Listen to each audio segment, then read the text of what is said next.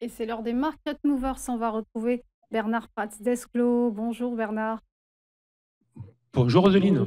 Vous êtes trader pour compte propre et auteur de L'investisseur stratège. Bernard, on va commencer par évoquer Nexans. Les cours du fabricant de câbles se sont envolés de plus de 14% la semaine écoulée. Le mouvement semble puissant.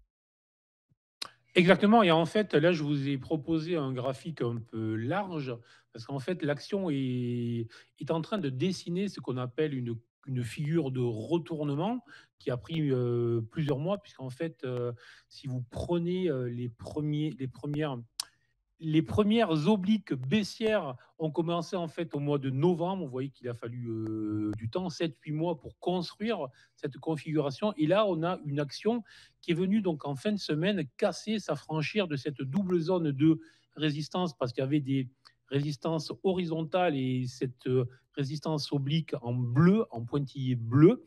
Et elle l'a fait, alors ce qui est toujours très intéressant, avec un gap d'ouverture et avec du volume et avec de l'amplitude. Donc là, c'est toujours très intéressant. Et ce matin, pour le moment, ça continue puisqu'on a ouvert sur un nouveau petit gap d'ouverture et l'action est encore en hausse de 1,46% en ce moment même. En plus, on a une configuration graphique très particulière de mes indicateurs GTS qui est en fait un double croisement. Et là, en fait, ça augmente tout simplement la probabilité de réussite de la configuration. Donc, tout simplement, et là, les choses sont claires, on est en train de rentrer dans une possible dynamique haussière très intéressante avec des objectifs haussiers qui peuvent logiquement être situés dans les semaines et les mois à venir, hein, puisque je suis sur une configuration graphique qui a quand même mis 8 mois pour se construire, mais des objectifs qui pourraient être situés sur les 139 euros.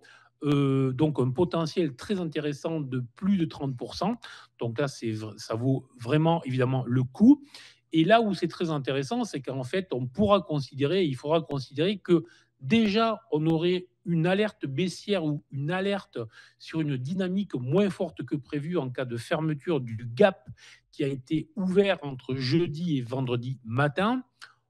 Autrement dit, si l'action revenait sur les 102,50 €, autrement dit une baisse de même pas 10%, il faudrait commencer à se poser un certain nombre de questions et sur le fait que l'on pourrait être en fait sur une fausse cassure.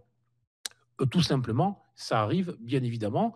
Donc l'idée, on a un objectif très clair sur les 139, on a une première alerte sur les 102,50 € et une invalidation qui, elle, sera très ferme, qui est obligatoire en cas d'action qui repasserait sous les 95. À ce moment-là, il faudra considérer qu'on est sur un faux signal et que donc le risque n'est plus vers le haut, si je puis dire, mais que le risque est vers le bas et donc serait de retrouver vraiment les points bas réalisés le 7 avril.